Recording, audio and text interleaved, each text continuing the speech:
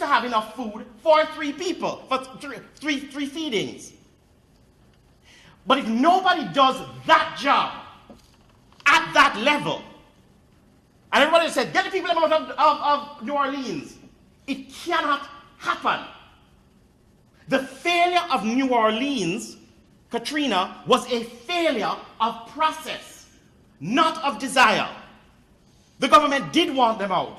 The problem is that the job of the process one is not a sexy job, because they have to sit through with all the calculation and all the detail and think through the contingency. And then speak to the experts in each level about how to make it happen. It is this function that is missing in the interface between the IT and the business. And to get the implementation right, you have to make this function exist.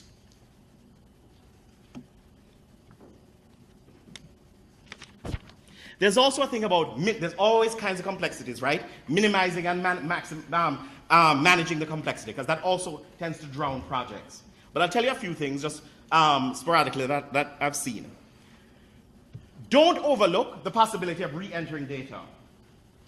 I have seen situations where companies sit for 2 years trying to make a legacy system start to talk to a new system, when it's far easier to send a bunch of files to India, get some cheap labor to re-enter the data, and start again.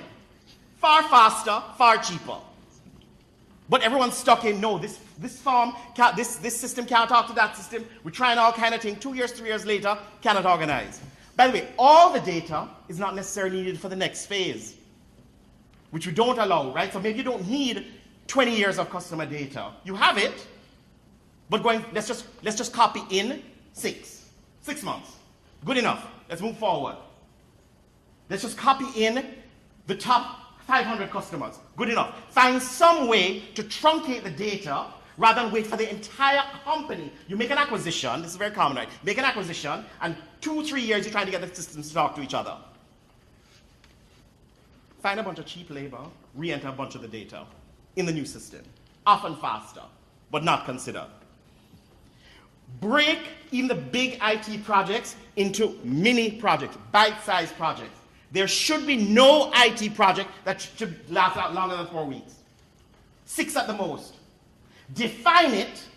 Sure, you have a 1-year project. Do not define it as a 1-year project. Define it as a series of 5-week projects, 4-week projects. Bring it down to bite size that you can see the process go through, or define it by the size of the deck that the process scribe puts in place. There shouldn't be no such thing as a big IT project. Reorient it to 20 small IT projects. The big IT projects fail because everyone's drowned and nobody can see the forest for the trees. It's always too high level or too detailed, and people are drowning.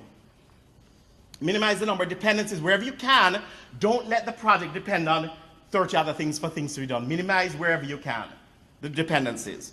Minimize the amount of documents. As I said, the Bible becomes a single thing that gets passed around and commented on. Ask yourself if everything needs to be fully automated, right? There's a thing called lean manual. Just do it manually, but make it lean. Partial automated and fully automated. Sometimes, if you find the department may be slow to deliver the fully automated solution, put an Excel or a manual piece in place. You want to cross-sell? Don't wait for the IT. Print the names of people with them telephone there and write what you're supposed to sell them and have the people start calling. Put a manual process in place until the technology can deliver.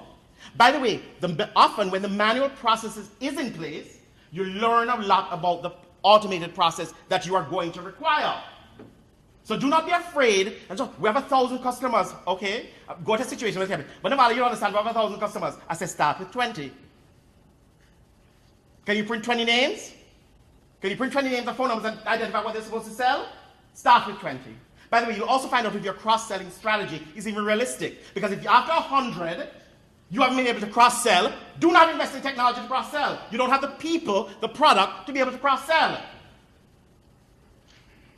So do not mistake, let me wait for the big IT project to be done before I move forward. There are ways to do it in bite-sized crunches. Off the shelf. Very often, somebody takes something off the shelf and then they say, okay, let's adjust it to the department. The truth is, we should be doing more of the reverse.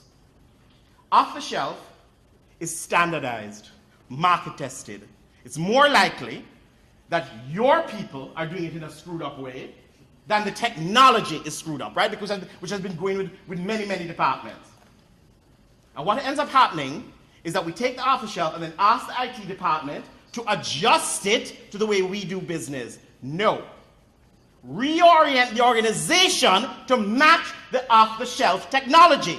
It'll be painful early on, but I promise you it'll be far better because that piece of technology done is already well researched, tested, understood. What you guys are doing involved with a legacy and this and Mr. Brown's son used a million things that have nothing to do with how to effectively manage the process. The issue of the bonus for me is always controversial when I go in and I say this. Because they're like, no, but the IT project costs so much, blah, blah, blah. And I said, just give me your average overrun. We're going to take half of that and assign it as a bonus to the team. Your costs will come down and you will align the incentives to come around on time, on budget, and so on, right? Make a success bonus for the business and the IT professionals. So you proactively incentivize people's involvement. You get them interested in getting the project done. Usually it's somewhere between 15 to 25% of the project budget, right? And you said, we're going to have, okay, you guys have said that this is the amount. There's another 25% that we're going to invest in it.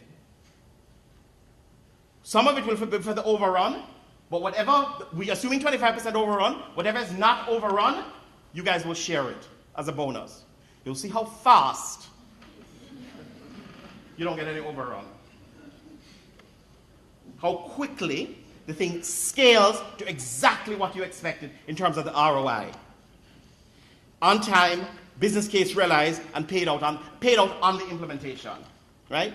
It will minimize ROI padding because that same team is not going to set themselves up for something ridiculous to fail. And it'll keep scope discipline because everybody wants a thing to come in on time. So somebody who's saying, well, I have a look at that, everyone will look at them and say, no, that was not what we agreed at the beginning. The scope creep gets contained because everybody wants to come in on budget. Allocate the money, so whatever monies you have, allocate it based on the basic person's salary per hour and the number of hours that they commit, and have somebody who's tracking the hours, right? Because that's part of how the participation is in the thing. So have some hours czar who says, yes, you said you spent this, everybody agrees that you spent this much hours, the team agrees, yes, you agree you spent 10 hours, nobody spent 50 hours, blah, blah, blah, whatever, this is the agreement. And make this compensation distinct from whatever else you're doing. Keep it simple. By the way, not all projects need to be budgeted, need to be bonus, maybe just the most important ones, maybe just your fastest ones. But the bottom line is, even try this in your organization. You're going to see a marked improvement in the performance of these projects. Here is the issue. We need to watch out seriously now for potholes and craters as the IT comes down the pipe.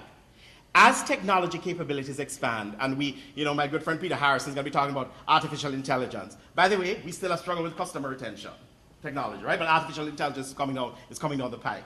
All of this stuff is coming down, right? The bottleneck to successful utilization of technology continues to be the implementation. It is not the technology. The technologies are there. It's the implementation that's the issue. And as of now, most companies, again, not only Jamaica, around the world, have not successfully incorporated even a tenth of the available capabilities that are out there. Way more is out there than most companies have integrated. So the people that continue to invent are like decades ahead of the companies that can use those technologies. The dangerous pothole for any existing organization, though, is that if existing companies allow blank slate new organizations to come in, and because they have no legacy, and because they don't need to worry about implementation, they simply create the company anew with the latest and greatest of the technologies, the old companies will disappear like that. The innovation cycle, the disruption, is going to start happening faster than it has historically. AI, all of that. If somebody's starting a bank today, they don't look to the legacy systems. They start talking to Peter Harrison about artificial intelligence, and you build it based on that. Successful IT project implementation is now mission critical. The key is the process scribe and the project bonus. Those two things together will transform your ability to implement. That's all I have. Thank you.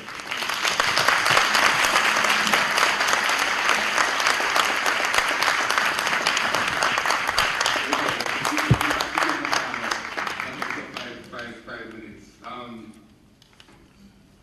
Thinking about it, it was just fantastic.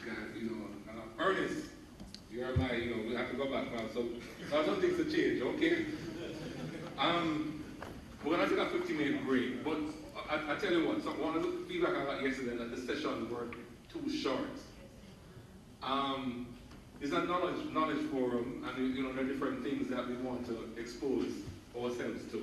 So if we make it longer, what will happen is that the exposure will be actually limited. But what we plan to do, we're going to send out a survey, but you can send us an email if you think there are certain speakers that you want to have like a deep dive, maybe a half day or a full day. We can arrange for that because that's what the JCS is about. We took a deep dive with Will Kai on DevOps, maybe with Nevada, he's actually here, and he's my brother. So trust me, we can get him to come back and do a session on his last word, but I know he's willing. Any other speakers yesterday and today, let us know. I know they're willing, because they're actually here. One thing I must say, why this is actually a very affordable conference, because every one of the speakers that you saw, they're here giving up their own time. And some people, I said, they had to flew in for that. And some of them had to tell me, Sheldon, my charge over is $1,000 per hour. That's what they told me. And they're still here. Chris, you understand that? Giving up their time. And that is why you realize the price of this conference is so reasonable. So we're going to take a 15-minute break. And Peter, I'm equally excited. I'm going to put you under pressure, but I know you can handle the pressure, Peter. Right? I've known about it, but Peter is going to be, as Monique said, another great speaker to come. Thank you. So 15-minute break.